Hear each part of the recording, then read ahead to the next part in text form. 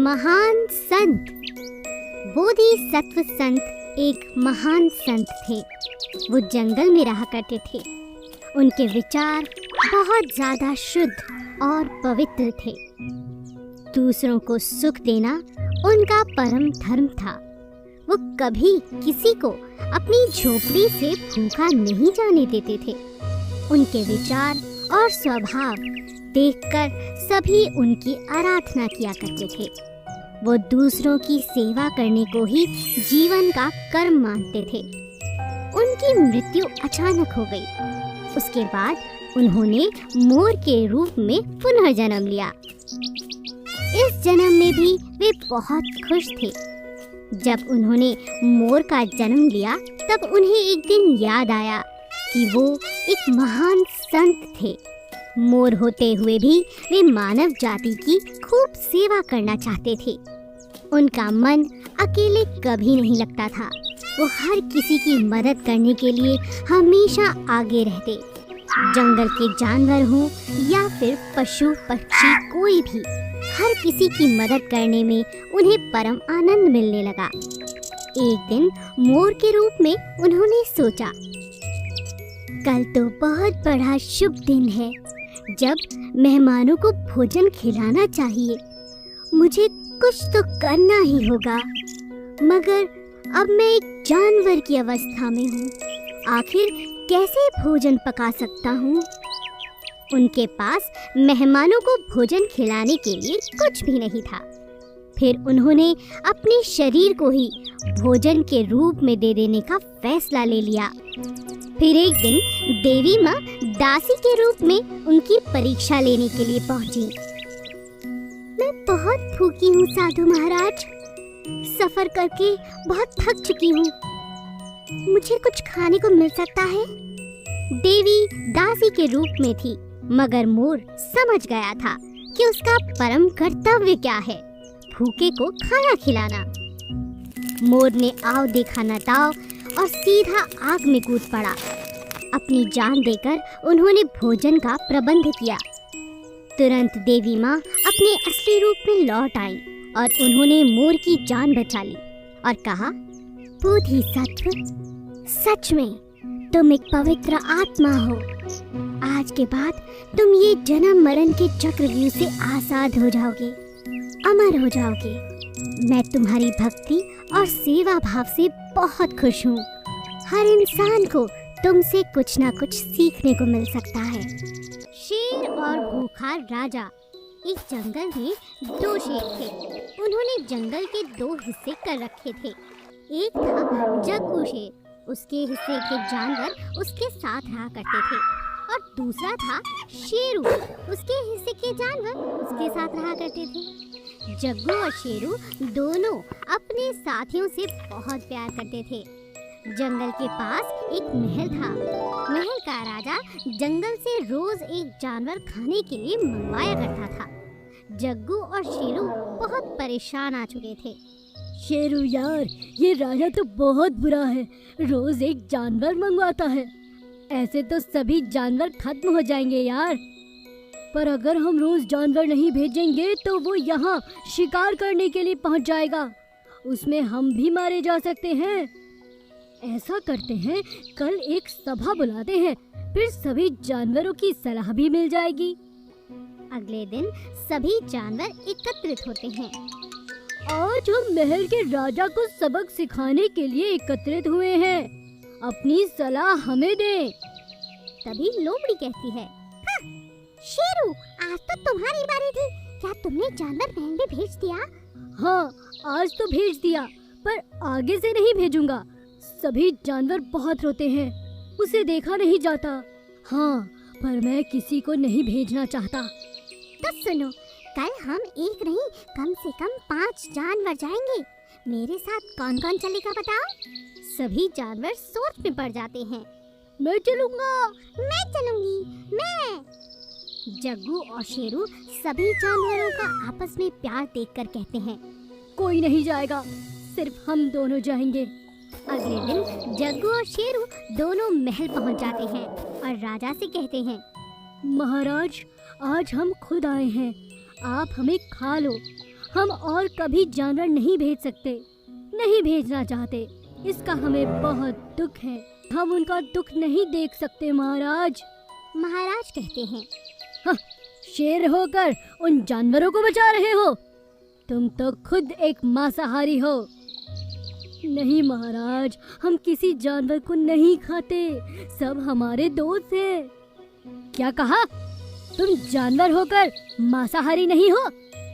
राजा सोच में पड़ जाता है और दोनों शेरों का जंगल के जानवरों से प्रेम देखकर हैरान रह जाता है और दोनों को वहां से वापस भेज देता है, इस वादे के साथ कि कभी वो उस जंगल से कोई जानवर खाने के लिए नहीं भूलेगा। योद्धा और हाथी।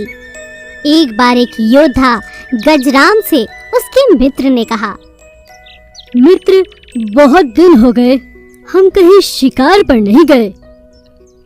हाँ मित्र, प्रातः हम जंगल में शिकार करने चलते हैं। अगले ही दिन वो दोनों शिकार पर जंगल पहुंच गए। जंगल में सभी जानवर शांति से घूम रहे थे। कोई जानवर खेल रहा था, कोई खुश था। अचानक शिकारियों को आता देखकर सभी जानवर घबराकर वहां से भागने लगते हैं। पूरे जंगल में हलचल मच जाती है। सभी जानवर चिल्लाने लगते हैं, भागो भागो भागो भागो भागो। सभी जानवर भाग गए पर हाथी नहीं भागा। वो वहीं पर डटकर खड़ा रहा। आओ मेरे सामने, तुम हम मासूम जानवरों का शिकार करने आए हो ना? आओ, तुम्हें पहले मेरा शिकार करना होगा। तुम इस तरह हमारे जंगल को बर्बाद नहीं कर सकते। हाथी वहां से बहुत तेज भागा। उसके पीछे योद्धा और उसका मित्र भी भागने लगा। बहुत आगे पहुंचकर वो दोनों थक जाते हैं और मित्र कहता है, ये हाथी तो बहुत तेज भाग रहा है, तुम इसे तीर क्यों नहीं मार देते? इसने तो पूरे जंगल में हमें घुमा दिया। मित्र, तुम हाथी की चाल नहीं समझे। वो सिर्फ भाग नहीं रहा, वो हमारा ध्यान अपने ऊपर लगाकर दूसरे जानवरों को बचा रहा है। तुम्हें इस हाथी का अपने दोस्तों के प्रति प्यार नहीं दिख रहा? हाँ, तुम सही कह रहे हो। ये सब जानवर जंगल में कितने खुश रहते हैं, खेलते हैं और मुसीबत में एक दूसरे का साथ भी देते हैं। और हम लोग अपने मजे के लिए मासूम जानवरों का शिकार करते हैं। अब मैं समझ गया हूँ, मैं कभी भी इन मासूम जानवरों का शिकार नहीं करूँगा। हाँ दोस्त, हमें यहाँ से चले जाना चाहिए। हमें जानवरों से माफी मांगनी चाहिए। वो दोनों जंगल के बीच में जाते हैं और सभी जानवरों से हाथ जोड़कर माफी मांगते हैं। मैं एक योद्धा हूँ, पर इस हाथी ने मुझे परेशानी में भी एक दूसरे का साथ देना सिखा दिया है। मैं अब कभी जानवरों का शिकार नहीं करूँगा और इस जंगल में कभी वापस लौट कर नहीं आऊँगा। और आप लोगों की सीख हमेशा याद रखूँगा। दयालु मछली। एक छोटी सी नदी में बहुत प्यारी मछली रहा करती थी। उसका नाम था नैना मछली। उसके साथ नदी में जितनी भी मछलियाँ थीं, वो उसे रानी मछली नैना कहकर पुकारा करती थी, क्योंकि वो बहुत दयालु और मुसीबत में सबका साथ दिया करती थी। इसीलिए रानी मछली भगवान पर पूरा विश्वास रखती थी। एक बार नदी में अचानक बहुत तेज बाढ़ आ गई। पानी जोर जोर से उछलने लगा। सभी पानी के जीव परेशान हो गए। रानी मछली ने कहा, किसी को डरने की जरूरत नहीं, हम इस बाढ़ का मिलकर सामना करेंगे। डरो मत, कुछ नहीं होगा, भगवान पर भरोसा रखो, आओ मेरे साथ। रानी मछली की बात सुनकर सभी मछलियों को जोश आ गया और सभी एक साथ तैरने लगी।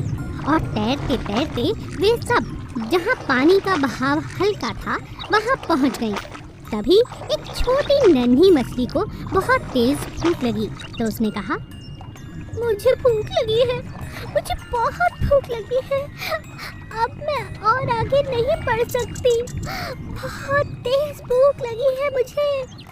छोटी मछली की बात सुनकर रानी मछली ने कहा, अरे अरे, रो क्यों रही हो? मैं तुम्हें खाना दूंगी। आओ चलो पहले हम खाना खाते हैं। रानी मछली इतनी दयालु थी कि खुद भूखी रहकर भी उसने दूसरी मछलियों को अपना खाना दे दिया।